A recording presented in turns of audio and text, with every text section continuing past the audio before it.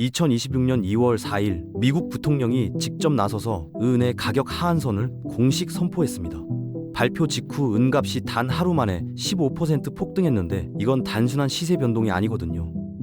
자본주의의 본거지인 미국이 특정 자원의 가격을 절대 떨어지지 못하게 콘크리트 벽을 세우겠다고 나선 겁니다. 공산주의 국가에서나 볼 법한 일이 월스트리트 한복판에서 벌어진 거죠. 왜 이런 극단적인 조치를 내렸을까요? 은이 없으면 미사일도 AI 서버도 전부 멈춥니다. 지금부터 이 충격적인 사건의 이면을 낱낱이 파헤쳐 보겠습니다.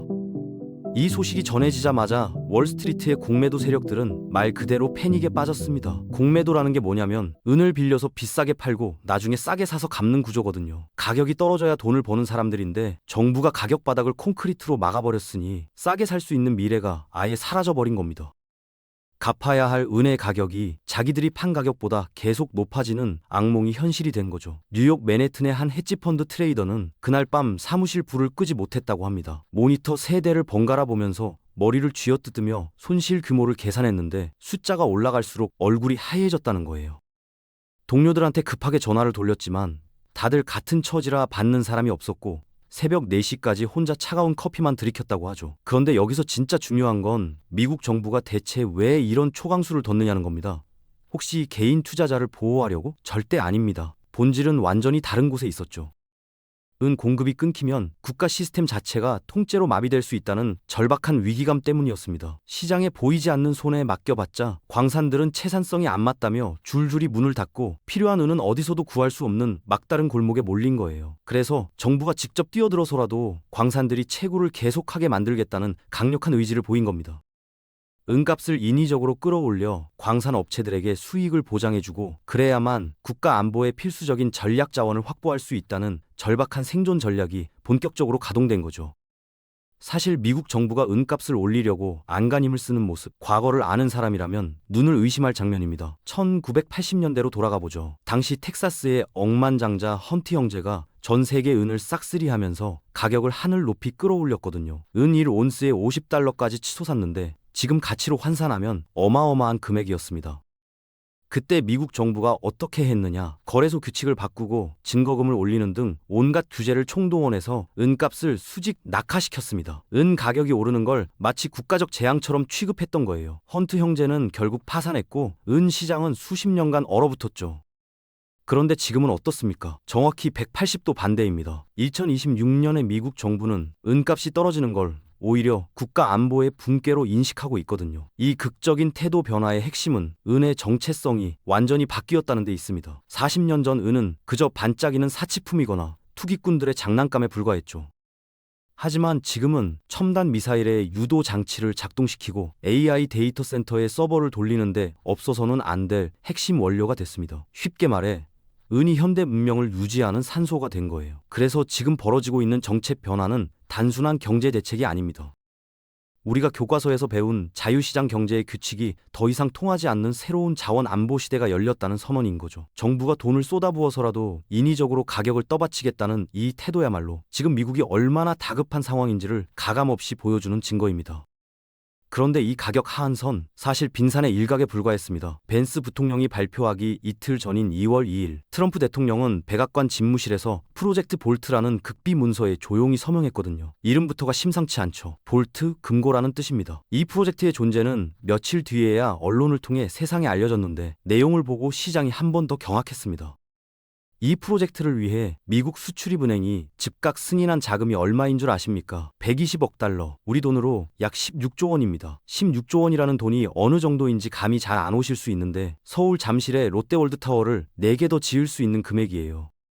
웬만한 중소국가의 연간 국방 예산에 맞먹는 돈이 은이라는 자원 하나에 몰린 겁니다. 이 천문학적인 유동성이 은 시장에 쏟아져 들어간다고 생각해보세요. 광장 한복판에 현금 뭉치를 산더미처럼 쌓아놓고 불을 지르는 것과 다름없는 충격파가 시장을 덮친 거예요. 프로젝트 볼트의 본질은 명확합니다. 미국이라는 나라가 국가의 명운을 걸고 은을 징발하겠다는 거대한 계획의 서막인 거죠. 가격 하한선은 그 계획의 첫 번째 카드였을 뿐입니다. 더 소름 돋는 건 이겁니다. 개인들이 금고에 소중히 보관하고 있는 은괴와 은화, 이것들이 이제 단순한 재테크 수단이 아니라 미국 정부가 반드시 확보해야 할 전략 무기로 분류되기 시작했다는 사실이에요. 과거 전시에 정부가 민간의 금을 강제로 걷어갔던 역사가 있잖아요. 그 시나리오가 은에서 재현될 수 있다는 거죠. 내 금고 속 은덩이를 정부가 눈독 들이고 있다. 이게 바로 지금 벌어지고 있는 현실입니다. 그러면 대체 왜 미국 정부가 16조 원이나 되는 돈을 쏟아부으면서까지 은을 긴급 확보하려는 걸까요? 이유를 알면 등골이 서늘해집니다. 미국 국방 비축물자, 영어로 NDS라고 하는데요. 이 창고의 은 재고가 정확히 0이었거든요. 제로, 한 톨도 없었습니다. 세계 최강대국의 전략 자원 창고가 텅 비어 있었다는 거예요. 이게 어떻게 된 일이냐면 1990년대 거슬러 올라가야 합니다. 냉전이 끝나고 소련이 무너지면서 미국은 승리의 도취감에 빠졌죠. 이제 대규모 전쟁은 없을 거라고 모두가 믿었습니다. 그래서 국방부 창고에 수십 년간 쌓여있던 은을 전부 시장에 내다 팔아버렸어요. 당시 담당자들은 이걸 합리적인 판단이라고 생각했겠죠. 어차피 쓸 일 없는 금속 덩어리를 현금화해서 다른 데 쓰는 게 낫다고 본 거니까요. 그런데 30년이 지난 지금 그 판단이 치명적인 실수로 돌아온 겁니다. 2026년 세계는 다시 전운이 짙게 감돌고 있고 첨단 무기 체계는 하나 갇힌 은 없이는 작동하지 않거든요. 비유하자면 총알은 창고에 가득한데 정작 화약이 한 줌도 엄도 없는 상황이에요. 미사일 수천 발이 발사대에 꽂혀 있지만 유도 장치에 들어갈 은이 없으면 그냥 고철 덩어리에 불과한 거죠. 펜타곤의 고위 관계자는 이 상황을 두고 냉전 이후 최악의 전략적 실책이라고 표현했다고 합니다. 설상가상으로 전쟁과 AI 산업이라는 두 마리 거대한 괴물이 동시에 은을 집어삼키고 있어서 돈다발을 들고 시장에 가도 살 은이 없는 공급 부족 사태까지 벌어지고 있습니다. 국가 방위 시스템 전체가 마비될 수 있는 최악의 시나리오가 눈앞에 현실이 된 거예요. 여기서 한 가지 짚고 넘어갈 게 있습니다. 많은 분들이 금과 은을 비슷한 귀금속이라고 생각하시거든요. 둘 다 반짝이고 둘 다 금고에 넣어두고 둘 다 가격이 오르면 돈을 버는 자산이니까요. 그런데 2026년 현재 이 둘의 운명은 완전히 갈라졌습니다. 결정적인 차이는 바로 소멸성이에요. 금은 한번 캐내면 영원합니다. 녹여서 다시 만들고 또 녹여서 다시 만들고 몇천 년을 반복해도 금이라는 물질 자체는 사라지지 않거든요. 고대 이집트 파라오의 금관을 녹이면 지금도 순금 반지를 만들 수 있습니다. 인류가 역사 속에서 캐낸 금은 전부 합치면 올림픽 수영장 4개 분량인데 그 금이 전부 지구 위 어딘가에 그대로 존재하고 있어요. 하지만 은은 다릅니다. 완전히 다른 이야기예요. 은이 미사일에 들어가면 어떻게 될까요? 폭발과 함께 공중에서 산산이 흩어져 버립니다. 반도체 칩 안에 박힌 은은요? 입자가 너무 미세해서 꺼내는 비용이 은값보다 더 듭니다. 결국 그대로 쓰레기 매립지에 묻혀버리는 거죠. 채굴하는 속도보다 물리적으로 소멸하는 속도가 훨씬 빠르다는 게 핵심입니다. 수억 년에 걸쳐 지구가 품고 있던 은이 인류의 기술 문명에 의해 급속도로 증발하고 있는 거예요. 이건 단순한 수급 불균형 문제가 아닙니다. 지구라는 행성에서 은이라는 원소가 물리적으로 영구 결번되고 있는 비가역적 현상이에요. 금은 아무리 써도 지구 어딘가에 남아있지만 은은 쓰는 순간 이 세상에서 사라집니다. 바로 이 불가역적 소모 특성이 은의 희소성을 금보다 훨씬 더 가파르게 끌어올리는 근본적인 원인인 거죠. 그렇다면 은이 구체적으로 어디서 사라지고 있는 걸까요? 가장 충격적인 소비처부터 말씀드리겠습니다. 미 해군의 주력 무기인 토마호크 미사일. 이 미사일 한 발을 만드는데 은이 무려 15kg 들어갑니다. 15kg이면 은 투자자들 사이에서 몬스터박스라고 부르는 은화 한 상자 분량이에요. 시세로 따지면 수천만 원어치죠. 전함에서 발사 버튼 하나를 누르는 순간 누군가가 수천만 원을 들여 사모은 은괴 한 박스가 하늘에서 폭발하며 연기처럼 사라지는 겁니다. 한 발이 아닙니다. 레이시온 같은 방산 기업들의 생산 계획을 보면 매달 수백 개의 몬스터박스에 해당하는 은이 미사일로 만들어져 전 세계 하늘에서 물리적으로 증발하고 있어요. 이걸 좀 더 와닿게 표현해 볼게요. 40대 직장인 이 과장이 10년간 월급을 꼬박 아껴 모은 은화 컬렉션. 이게 미사일 2발이면 전부 소진되는 양입니다. 10년의 노력이 발사 버튼 2번에 공중 분해되는 거예요. 그런데 현대전에서 미사일은 수백 발 단위로 소모되거든요. 계산해보면 정말 어마어마하게 은이 하늘에서 불타 없어지고 있는 셈이죠. 펜타곤은 지금 미사일 추가 생산을 위해 민간이 보유한 은 물량을 눈에 불을 켜고 찾아다니는 중입니다. 국방부 조달 담당관들이 전 세계 은 딜러들에게 직접 연락을 돌리며 물량을 확보하려 한다는 소식까지 들려오고 있거든요. 여러분, 금고에 있는 은덩이가 단순한 투자 자산이 아니라 미국의 국가 안보를 좌우하는 전략적 병기창의 원재료로 인식되기 시작한 겁니다. 개인의 자산이 곧 국가의 무기가 되는 시대, 상상이나 해보셨습니까? 미사일만이 아닙니다. 은을 집어삼키는 또 다른 괴물이 있어요. 바로 AI입니다. 엔비디아의 최신 블랙웰 서버 노드 하나에 들어가는 은의 양이 약 180g이거든요. 180g이면 얼마 안 되는 것 같죠? 그런데 지금 전 세계에서 이 서버가 수백만 대씩 증설되고 있다는 게 문제입니다. 마이크로소프트, 구글, 아마존, 메타 같은 빅테크 기업들이 AI 패권을 잡겠다며 데이터 센터를 미친 듯이 짓고 있거든요. 서버 한 대에 180g, 이걸 수백만 대에 곱해보면 천문학적인 은이 빨려 들어가는 거예요. AI 전력 수요가 폭증하면서 은 수요는 이미 전 세계 광산 공급량을 초과해버린 상태입니다. 은이 이렇게 쓰이는 이유는 간단해요.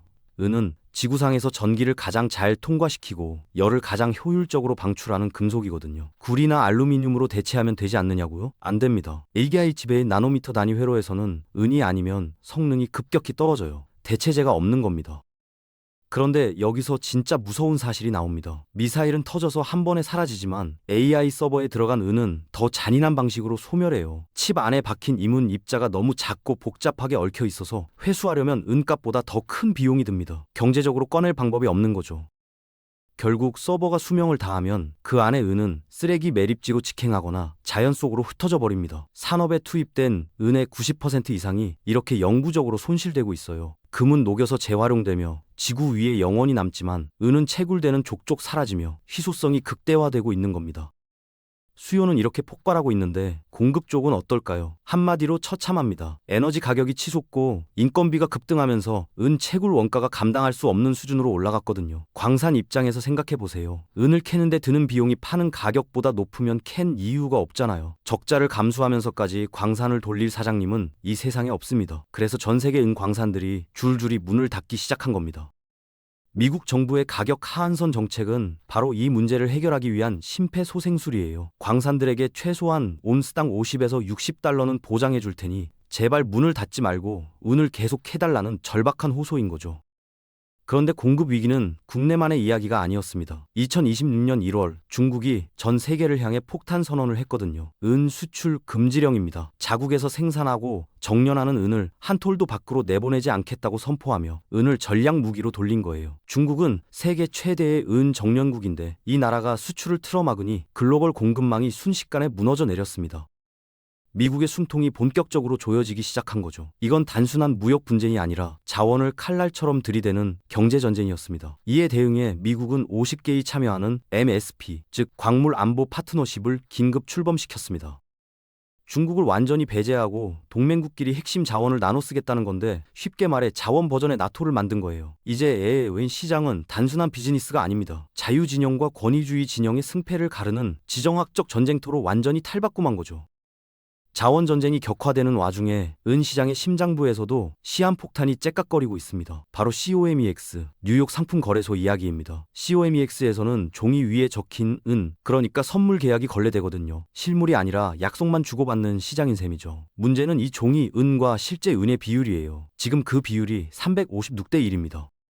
무슨 뜻이냐면 종이 위에는 은이 356개 있다고 적혀 있는데 실제 창고에는 딱 한 개만 있다는 겁니다. 마치 한 호텔방의 열쇠를 306개 만들어서 356명한테 나눠준 것과 같은 상황이에요. 356명이 동시에 방문을 열려고 하면 어떻게 되겠습니까? 당연히 난리가 나겠죠. 실제로 이 356명 중 단 2명만 진짜 은을 내놓으라고 요구해도 시스템 전체가 붕괴될 수 있는 아슬아슬한 상태입니다. 역사상 가장 잔혹한 쇼트 스퀴즈가 코앞에 와 있는 거예요. 공매도 세력들은 갚아야 할 실물 은을 시장 어디에서도 구하지 못해 파산 직전까지 몰리고 있습니다. 그런데 여기서 아무도 예상하지 못한 플레이어가 등장합니다. 구글의 모회사인 알파벳이 은 광산 지분을 대규모로 사들이기 시작한 거예요. 월가의 금융기업들도 아닌 실리콘밸리의 IT 공룡이 왜 느닷없이 광산에 투자하느냐고요? 이유는 단순합니다. 은이 없으면 자기들의 미래인 AI와 양자 컴퓨터를 가동할 수 없다는 걸 뼈저리게 깨달은 거죠. 골드만삭스보다 더 절박하게 은을 찾아 나선 겁니다. 금융, 기술, 정부라는 세계 3대 권력이 동시에 이 좁디 좁은 은 시장으로 몰려들고 있어요. 가격 폭등의 기폭제는 이미 장전된 상태입니다. 그렇다면 앞으로 은 가격은 대체 어디까지 올라갈 수 있을까요? 이걸 이해하려면 2025년 말에 벌어진 결정적인 사건 하나를 알아야 합니다. 미국 에너지부가 은을 공식적으로 핵심 광물 목록에 올린 거예요. 이름만 바뀐 것 같지만 이게 왜 중요하냐면 핵심 광물로 지정되는 순간 대통령이 행정명령 한 방으로 민간의 은 거래를 제한하거나 심지어 강제로 징발할 수 있는 법적 근거가 생기기 때문입니다. 1933년 루스벨트 대통령이 금 보유를 금지시킨 행정명령 6102호 혹시 들어보셨나요? 당시 미국 시민들은 자기 금고에 있던 금을 정부가 정한 헐값에 강제로 넘겨야 했습니다. 거부하면 벌금과 징역형까지 받았어요. 그때와 똑같은 법적 구조가 이제 은에도 적용될 수 있게 된 거예요. 소름 돋는 일이죠. 이제 A은 가격을 결정하는 건 더 이상 차트의 기술적 분석이 아닙니다. 펜타곤의 미사일 재고량이 얼마나 바닥났는지, 실리콘밸리의 데이터 센터가 얼마나 빠르게 늘어나는지, 이런 실물 수요가 가격을 좌우하는 시대가 온 거죠. 일부 애널리스트들은 정부가 채굴을 촉진하기 위해 은값이 온스당 $1,000를 넘어가더라도 용인할 것이라고 전망하고 있습니다. 왜냐하면 심해 채굴이나 우주 소행성 채굴까지 경제성을 확보하려면 그 정도 가격대가 뒷받침돼야 하기 때문이에요. 지금의 은값 상승은 일시적인 투기 현상이 절대 아닙니다. 자원 고갈 시대가 만들어낸 구조적이고 되돌릴 수 없는 변화예요. 이 거대한 흐름 속에서 실물 은을 헐값에 내다 파는 건 다가올 미래의 부를 스스로 포기하는 것과 다름없습니다. 은값 하락의 시대는 공식적으로 막을 내렸습니다. 부통령의 선포는 인류가 자원 고갈의 임계점에 도달했다는 신호탄이었죠. 은은 이제 소액 투자의 대상이 아니라 국가와 빅테크가 생존을 걸고 갈구하는 지구상에서 가장 귀한 전략 자산이 됐습니다. 정부와 기관들이 일시적인 가격 변동을 만들어 개미들의 물량을 털어가려 할 때 절대 속지 마시고 실물을 끝까지 지키셔야 합니다. 은을 단순한 금속으로 볼 것인지 생존을 위한 전략 무기로 볼 것인지 그 통찰 하나가 여러분의 미래를 결정할 겁니다.